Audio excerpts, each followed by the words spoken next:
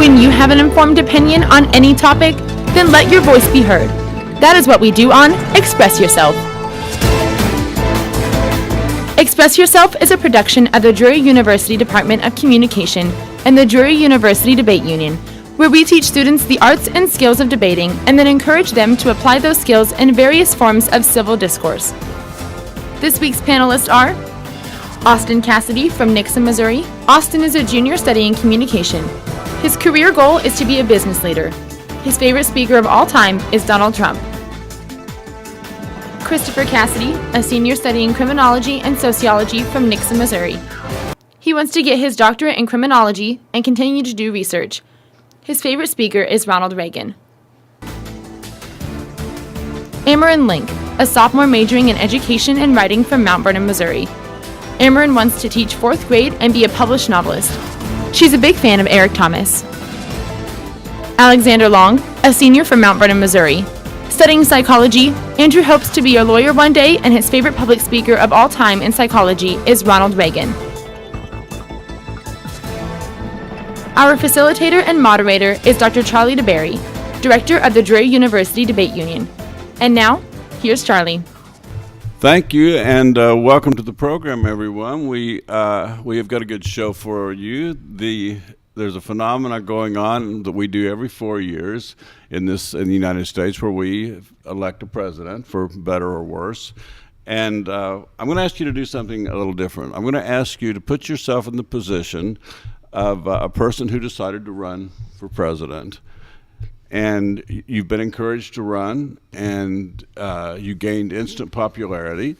You were leading in the polls, and things were going very well. And then suddenly you find yourself running near the bottom of the pack, and nothing's going right for you. Now, it's an interesting phenomenon that occurs about every election that we have, where someone starts off strong and then drops off. In this show, we're going to focus on one specific example. The candidate is Dr. Ben Carson. 3 months ago, just 3 short months ago, Dr. Carson was leading the polls as the primary candidate for the presidency on the Republican ticket. Now, I don't think he's leading anything, or at least leading in any category. So, panelists, who is Ben Carson?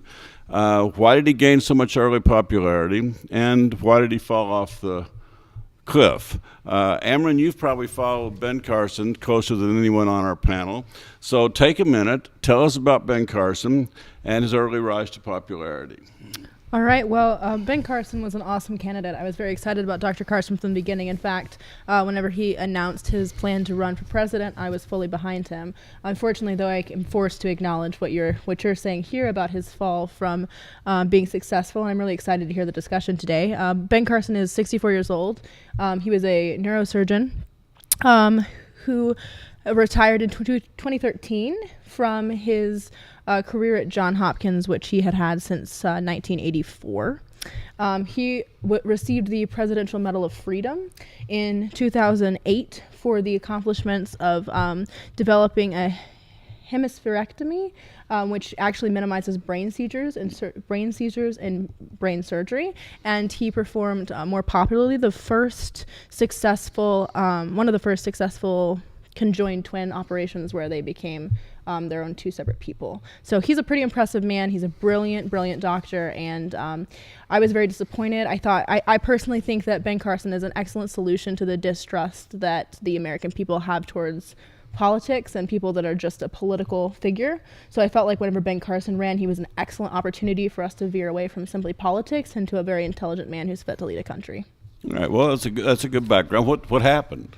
I think basically what happened is they saw this person who seemed too nice, because that's what's thrown around about Ben Carson. He's a really nice guy, but maybe he's too nice to actually lead. Or maybe it was those theories about the pyramids. That might be what canned him. I just like say this conversation's okay. Well, the media, portraying Ben Carson to be a very sleepy and low energy guy. Sorry, Amarin, I just had to.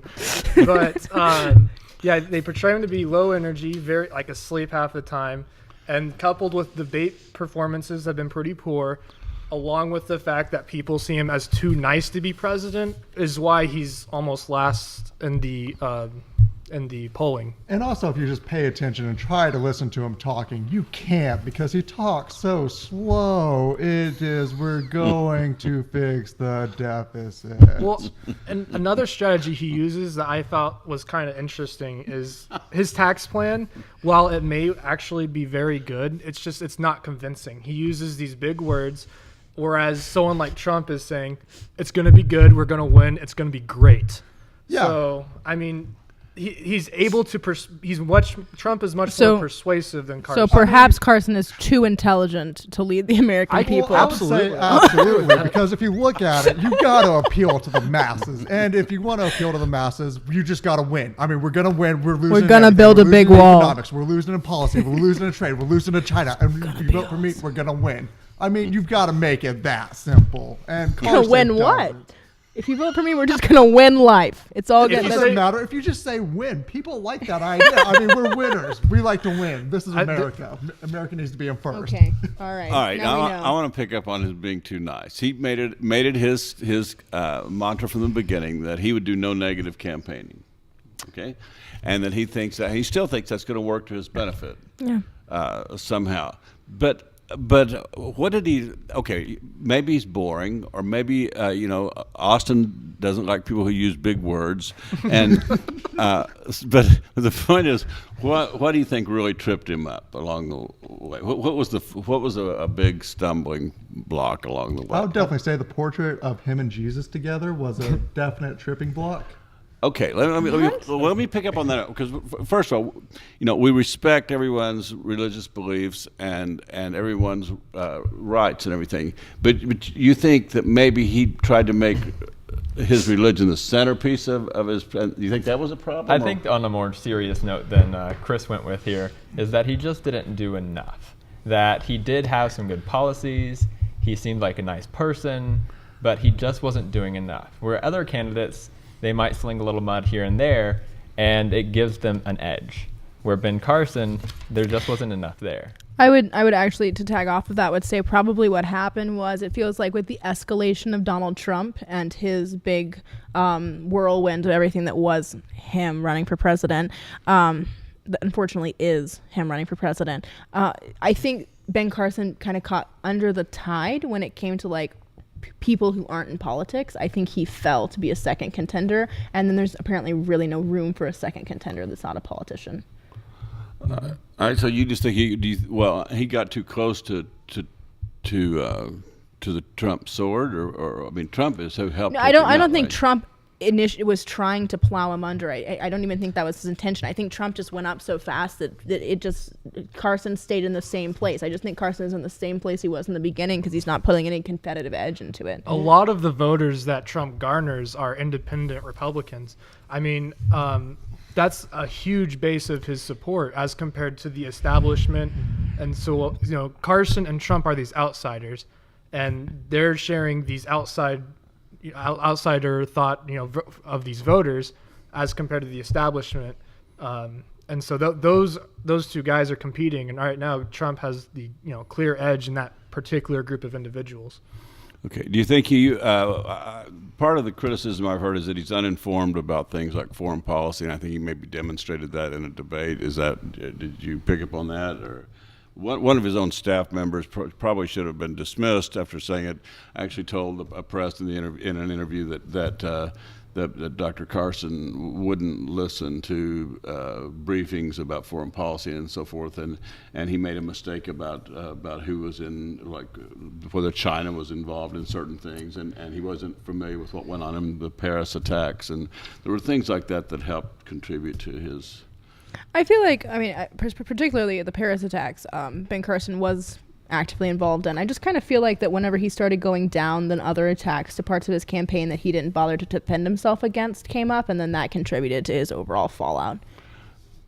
I don't really think that. I honestly don't believe that what happened with Ben Carson was that he actually did anything wrong. I just don't think he did anything new or did anything additionally right to what was a very good platform to start a campaign with. And also, when you look at it and you look at the debates, he got very little camera time and very little opportunities to talk. And honestly, he didn't. And I think he could have really improved on that by saying things that would have gained more interest or more controversy, such as Donald Trump, who uses every controversial statement to his advantage.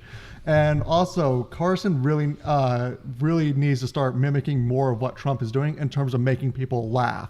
One of the main things that Trump is doing to avoid criticism and to turn the discussion into his favor is whenever somebody will say something like, when Megyn Kelly asked Donald Trump about what he said about women and everything, what he said was only Rosie O'Donnell, which completely overrid everyone's idea and overrid Megyn Kelly's point because he was able to make people laugh.